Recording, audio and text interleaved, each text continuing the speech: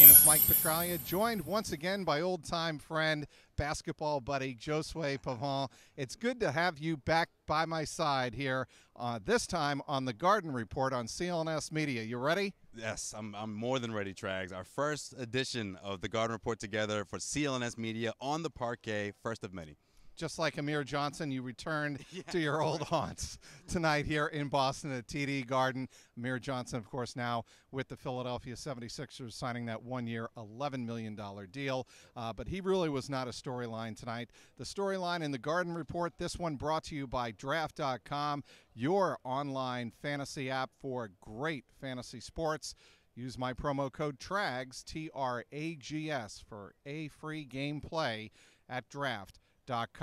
This time tonight, the Celtics improved to 3-0 in the preseason, and really the big reason I thought they were able to win 113-96 over Philadelphia was the stellar play of Terry Rozier. I think a lot of people have wondered what exactly will be Terry Rozier's role on this very deep Celtics team when it comes to guards, and I think he showed tonight he is an explosive player. He's not just a good fast player. He's quick, he's explosive, and he showed that tonight with his 15 points, 10 rebounds, and 6 assists. Yeah, he's the spark off the bench, Trags. We saw that last year, but I think what we saw tonight, the biggest difference I think it was how comfortable he was and how confident he looked out there from start to finish.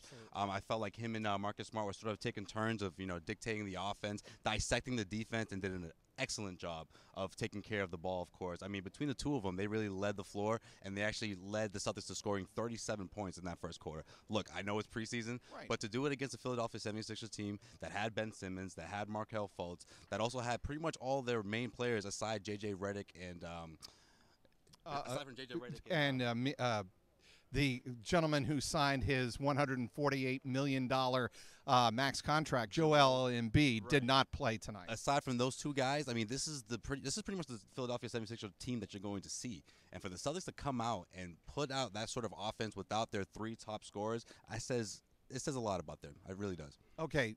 Let's point out the fact that the big three for the Celtics, Kyrie, Irving, Gordon Hayward, and Al Horford, did not play tonight. They got the night off because of rest. Also, Marcus Morris, Brad Stevens said before the game, he's still working himself back into condition.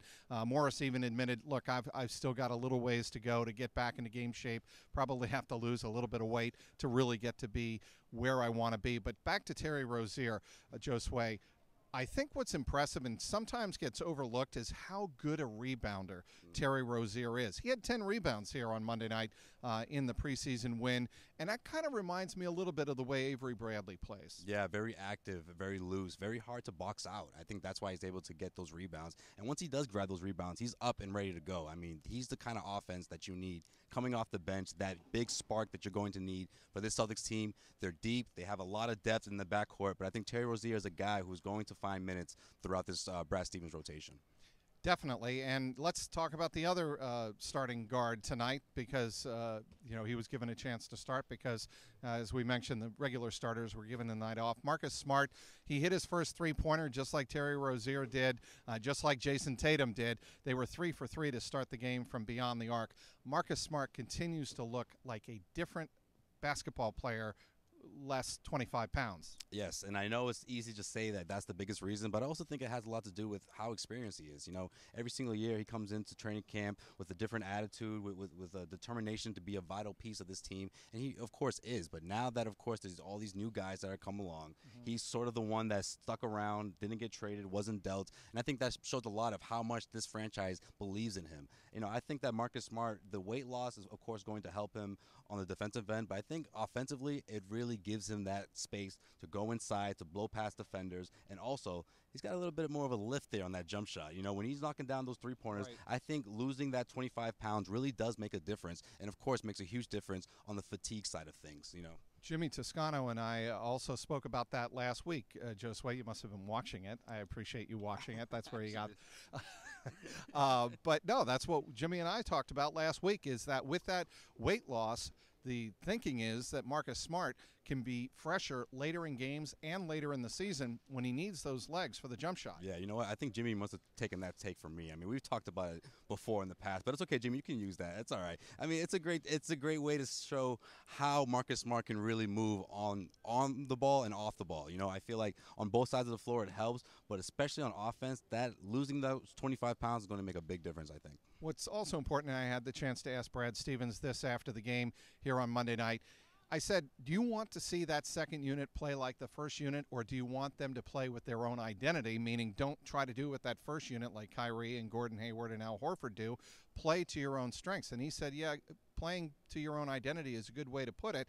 That's what we expect, all the players to play to their own identity. Right, and I think their own identity along with, you know, the young talent, raw talent, I think is going to mesh perfectly. I just think one of the biggest challenges that Stevens is going to have amongst a lot of challenges this season is trying to find minutes for all of these guys. He's got a lot of talent coming off that bench, but finding the guys that he thinks is going to be the ones to fit the 10-man rotations that we're going to see all season long, I think it's going to take a while. I think it's going to take a few weeks, maybe even a couple of months, but I think at the end result is going to be a very, very good basketball team. I think, you know, and everybody's talked about the different approach in terms of conditioning and rest that the Celtics are taking this year. I think the 10, maybe even 11 players deep on that Celtics roster, that's going to play a factor. This is not an 8 to 9 player man roster, I think, for the Celtics. They're going to need 10 or 11 players, and now that leads us pretty smoothly into the transition to the final point. Injuries. The Celtics have had it pretty easy here so far in the first 2 weeks, 2.5 weeks of training camp. But tonight, in quarter number 1, they saw one of their most productive players here in training camp and preseason go down with a hyperextended left knee. ARON Baynes came out of the game. He did not return, playing the first 8 minutes and 21 seconds. He was replaced by Daniel Tice, and you got to be a little bit concerned about ARON Baynes. And he is, you know, one of the few truly big men that the Celtics have. Yeah, he's the enforcer. You're going to need a guy like that. He's going to be one of those guys going to be the last line of defense. And I think that he's someone that can really beat people down low with his physicality. I love his physicality. I love how he's able to also score a little bit. But most importantly, he's able to make the switches and make the defensive stops that this Celtics team is going to need. My only knock on him, I would say, is just that he tends to foul more than he should. You know, he'll pick up fouls for you, but you're going to need someone like that coming off the bench or maybe potentially starting. It all depends on how fast Marcus Morris comes along. Right. But we'll have to wait and see. But hopefully he won't be out for long because they're really going to need that defense down low. And he's going to be a very, very important part of that. And the irony is that's the one area where they don't have a particularly large number of players with experience or quality size. So they're going to have to hopefully get him back or look somewhere else, perhaps around the NBA or in the G League, something like that, to see if they can replace him. After the game, Brad Stevens said he wasn't sure. He did not have an update. They'll have to wait to see how the swelling reacts to his left knee. And after he gets ice, they'll have a better idea of just what the significant injury is to the hyperextended left knee of ARON Baynes. Well, that'll be a wrap here inside TD Garden. The Celtics win their third straight preseason game over the winless Philadelphia 76ers. 113-96 is the final. They will wrap up the preseason on Wednesday night in Charlotte. All of the starters are expected to play in that game, all the regular starters, that is. And, of course, next Tuesday night in Cleveland, it'll be the Celtics and Cavaliers in the first regular season game of the 17-18 season. This has been the Garden Report. He is Josue Pavon. I'm Mike Petraglia. The Garden Report brought to you by Draft.com, your online fantasy home for fantasy sports. Use my promo code TRAGS, T-R-A-G-S, for a free game play. Once again, that's at Draft.com. He's Josue Pavon. I'm Mike Petraglia, CLNS Media.